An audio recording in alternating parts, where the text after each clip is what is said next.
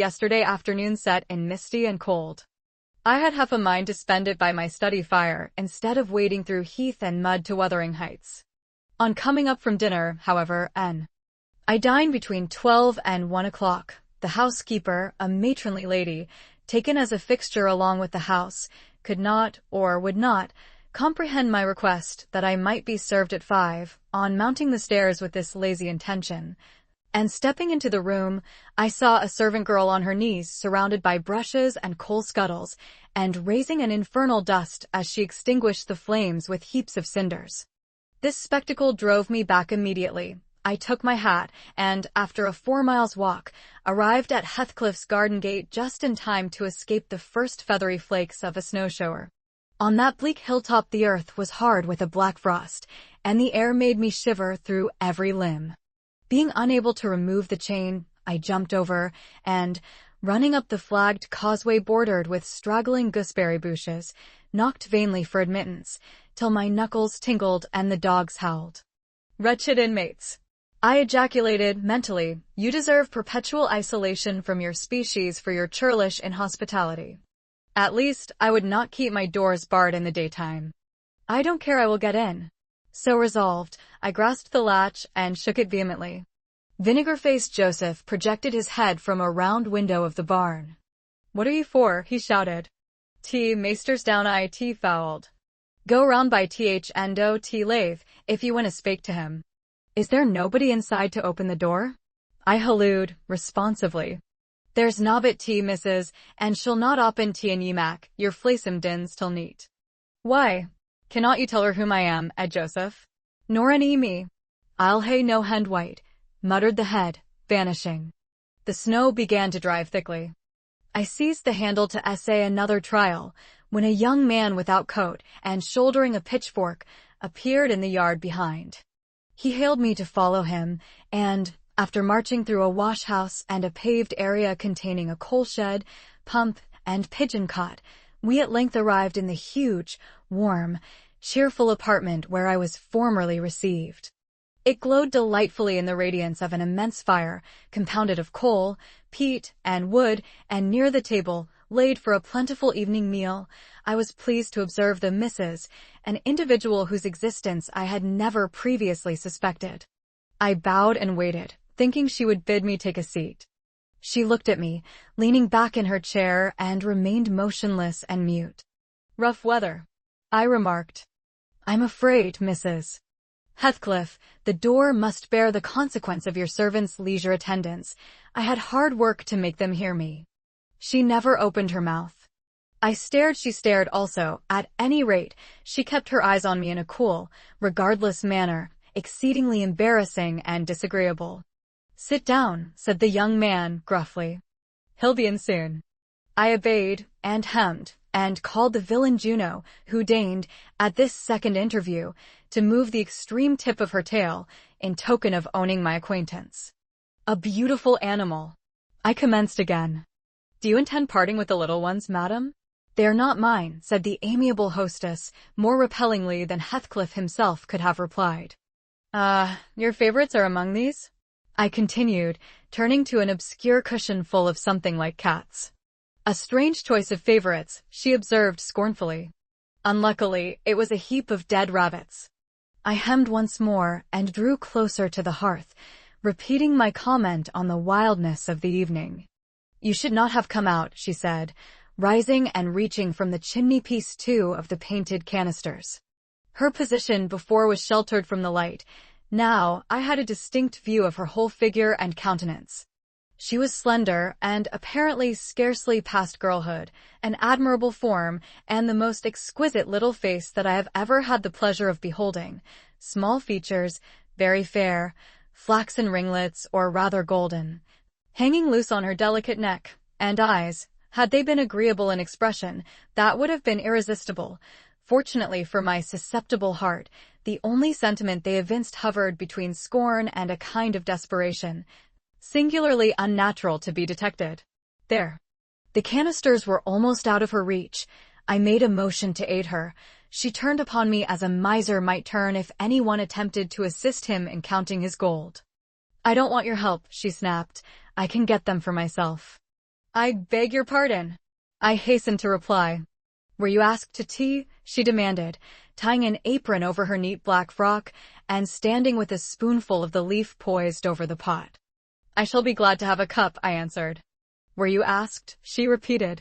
No, I said, half smiling. You are the proper person to ask me. She flung the tea back, spoon and all, and resumed her chair in a pet, her forehead corrugated, and her red underlip pushed out, like a child's ready to cry. Meanwhile, the young man had slung onto his person a decidedly shabby upper garment, and, erecting himself before the blaze, looked down on me from the corner of his eyes, for all the world as if there were some mortal feud unavenged between us. I began to doubt whether he were a servant or not.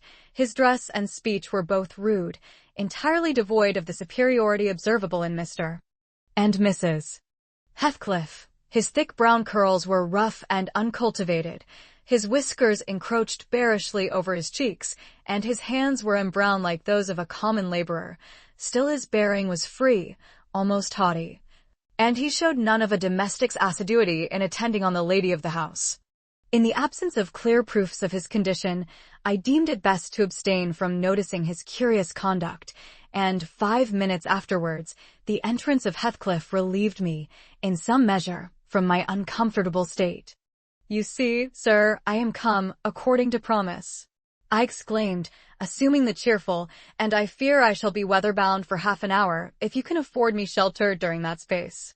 Half an hour, he said, shaking the white flakes from his clothes. I wonder you should select the thick of a snowstorm to ramble about in. Do you know that you run a risk of being lost in the marshes? People familiar with these moors often miss their road on such evenings, and I can tell you there is no chance of a change at present. Perhaps I can get a guide among your lads, and he might stay at the Grange till morning. Could you spare me one? No, I could not. Oh, indeed. Well, then, I must trust to my own sagacity. Are you going to mack the tea? Demanded he of the shabby coat, shifting his ferocious gaze from me to the young lady. Is he to have any? She asked, appealing to Heathcliff. Get it ready, will you? Was the answer, uttered so savagely that I started. The tone in which the words were said revealed a genuine bad nature. I no longer felt inclined to call Heathcliff a capital fellow. When the preparations were finished, he invited me with, Now, sir, bring forward your chair. And we all, including the rustic youth, drew round the table, an austere silence prevailing while we discussed our meal. I thought, if I had caused the cloud, it was my duty to make an effort to dispel it. They could not every day sit so grim and taciturn, and it was impossible, however ill-tempered they might be, that the universal scowl they wore was their everyday countenance. It is strange, I began, in the interval of swallowing one cup of tea and receiving another, it is strange how custom can mold our tastes and ideas. Many could not imagine the existence of happiness in a life of such complete exile from the world as you spend, Mr. Heathcliff, yet, I'll venture to say, that, surrounded by your family, and with your amiable lady as the presiding genius over your home and heart, my amiable lady, he interrupted, with an almost diabolical sneer on his face. Where is she, my amiable lady? Mrs. Heathcliff, your wife, I mean. Well, yes, you would intimate that her spirit has taken the post of ministering angel, and guards the fortunes of Wuthering Heights, even when her body is gone. Is that it? Perceiving myself in a blunder, I attempted to correct it. I might have seen there was too great a disparity between the ages of the parties to make it likely that they were man and wife. One was about 40, a period of mental vigor at which men seldom cherish the delusion of being married for love by girls. That dream is reserved for the solace of our declining years. The other did not look 17. Then it flashed on me, the clown at my elbow, who is drinking his tea out of a basin and eating his broad with unwashed hands, may be her husband, Heathcliff Jr., of course. Here is the consequence of being buried alive. She has thrown herself away upon that boor from sheer ignorance that better individuals existed. A sad pity. I must beware how I cause her to regret her choice. The last reflection may seem conceited. It was not. My neighbor struck me as bordering on repulsive. I knew, through experience, that I was tolerably attractive. Mrs. Heathcliff is my daughter-in-law, said Heathcliff, corroborating my surmise. He turned, as he spoke, a peculiar look in her direction, a look of hatred, unless he has a most perverse set of facial muscles that will not, like those of other people, interpret the language of his soul. Ah, certainly I see now, you are the favored possessor of the beneficent fairy, I remarked, turning to my neighbor. This was worse than before. The youth grew crimson and clenched his fist with every appearance of a meditated assault. But he seemed to recollect himself presently and smothered the storm in a brutal curse, muttered on my behalf, which, however, I took care not to notice. Unhappy in your conjectures, sir, observed my host. We neither of us have the privilege of owning your good fairy. Her maid is dead. I said she was my daughter-in-law. Therefore, she must have married my son. And this young man is not my son, assuredly. Heathcliff smiled again, as if it were rather too bold a jest to attribute the paternity of that bear to him. My name is Hareton Earnshaw, growled the other, and I'd counsel you to respect it. I've shown no disrespect, was my reply, laughing internally at the dignity with which he announced himself. He fixed his eye on me longer than I cared to return the stare, for fear I might be tempted either to box his ears or render my hilarity audible. I began to feel unmistakably out of place in that pleasant family circle. The dismal spiritual atmosphere overcame, and more than neutralized, the glowing physical comforts round me, and I resolved to be cautious how I ventured under those rafters a third time. The business of eating being concluded, and no one uttering a word of sociable conversation, I approached a window to examine the weather. A sorrowful sight I saw, dark night coming down prematurely, and sky and hills mingled in one bitter whirl of wind and suffocating snow. I don't think it possible for me to get home now without a guide, I could not help exclaiming. The roads will be buried already, and if they were bare, I could scarcely distinguish a foot in advance. Hareton, drive those dozen sheep into the barn porch. They'll be covered if left in the fold all night, and put a plank before them, said Heathcliff. How must I do? I continued, with rising irritation. There was no reply to my question, and on looking round I saw only Joseph bringing in a pail of porridge for the dogs and Mrs. Heathcliff leaning over the fire, diverting herself with burning a bundle of matches, which had fallen from the chimney-piece as she restored the tea canister to its place. The former, when he had deposited his burden, took a critical survey of the room, and in cracked tones grated out, "I wonder how ya can fashion to stand there I idleness on war, when all on ye must gone out. But y'are enout, and it's no use talking y'all niver mend o' your ill ways, but go arrate to tea divil like your mother afore ye." I imagined for a moment that this piece of eloquence was addressed to me, and, sufficiently enraged, stepped towards the aged rascal with an intention of kicking him out of the door. Mrs. Heathcliff, however, checked me by her answer. "You scandalous old hypocrite," she replied. "Are you not afraid of being carried away bodily, whenever you mention the devil's name? I warn you to refrain from provoking me, or I'll ask your abduction as a special favor. Stop. Look here, Joseph," she continued, taking a long, dark book from a shelf. "I'll show you how far I've progressed in the black art. I shall soon be competent to make a clear house of it. The red cow didn't die by chance, and your rheumatism can hardly be reckoned among providential visitations." "Oh, wicked, wicked," gasped the elder. "May the Lord deliver us from evil." "No, reprobate. You are a castaway, be off, or I'll hurt you seriously. I'll have you all modeled in wax and clay. And the first who passes the limits I fix shall I'll not say what he shall be done to, but you'll see. Go, I'm looking at you." The little witch put a mock malignity into her beautiful eyes, and Joseph, trembling with sincere horror, hurried out, praying and ejaculating "wicked" as he went. I thought her conduct must be prompted by a species of dreary fun, and, now that we were alone, I endeavored to interest her in my distress. "Mrs. Heathcliff," I said earnestly, "you must excuse me for troubling you. I presume, because, with that face, I'm sure you cannot help being good-hearted. Do point out some landmarks by which I may know my way home. I have no more idea how to get there than you would have how to get to London." "Take the road you came," she answered, ensconcing herself in a chair, with a candle, and the long book open before her. It is brief advice, but as sound as I can give. Then, if you hear of me being discovered dead in a bog or a pit full of snow, your conscience won't whisper that it is partly your fault. How so? I cannot escort you. They wouldn't let me go to the end of the garden wall. I should be sorry to ask you to cross the threshold, for my convenience, on such a night, I cried. I want you to tell me my way, not to show it, or else to persuade Mr. Heathcliff to give me a guide. Who? There is himself, Earnshaw, Zillah, Joseph, and I. Which would you have? Are there no boys at the farm? No, those are all. Then it follows that I am compelled to stay. That you may settle with your host. I have nothing to do with it. I hope it will be a lesson to you to make no more rash journeys on these hills, cried Heathcliff's stern voice from the kitchen entrance. As to staying here, I don't keep accommodations for visitors. You must share a bed with Hareton or Joseph, if you do. I can sleep on a chair in this room, I replied. No.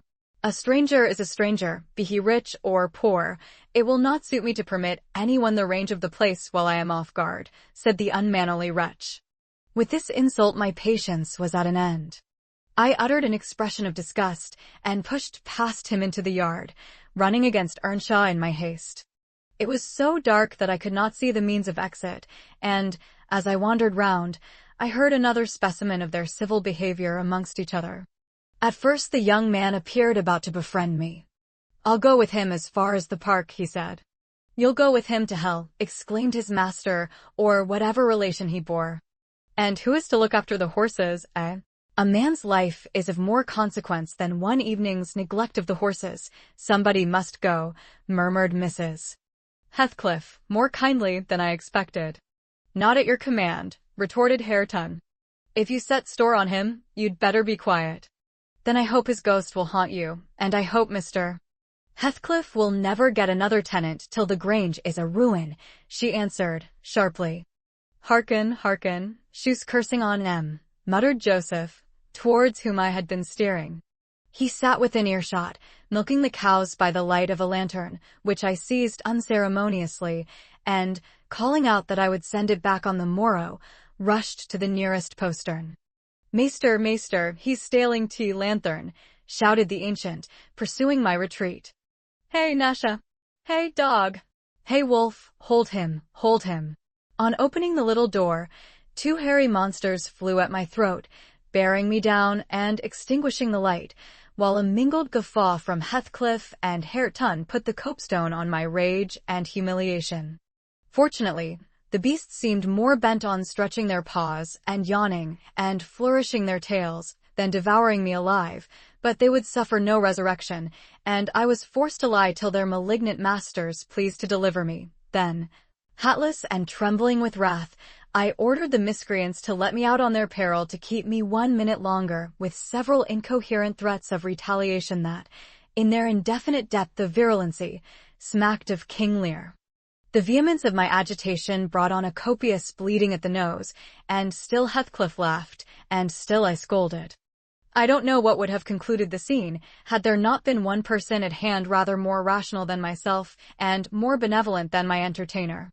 This was Zillah, the stout housewife, who at length issued forth to inquire into the nature of the uproar. She thought that some of them had been laying violent hands on me, and, not daring to attack her master, she turned her vocal artillery against the younger scoundrel. Well, Mr. Earnshaw, she cried, I wonder what you'll have agate next? Are we going to murder folk on our very doorstones? I see this house will never do for me. Look at poor lad, he's fair choking. Wisht, you mun't go on so. Come in, and I'll cure that. There now, hold ye still. With these words she suddenly splashed a pint of icy water down my neck, and pulled me into the kitchen. Heathcliff followed, his accidental merriment expiring quickly in his habitual moroseness. I was sick exceedingly, and dizzy, and faint, and thus compelled perforce to accept lodgings under his roof. He told Zillah to give me a glass of brandy, and then passed on to the inner room, while she condoled with me on my sorry predicament, and having obeyed his orders, whereby I was somewhat revived, ushered me to bed.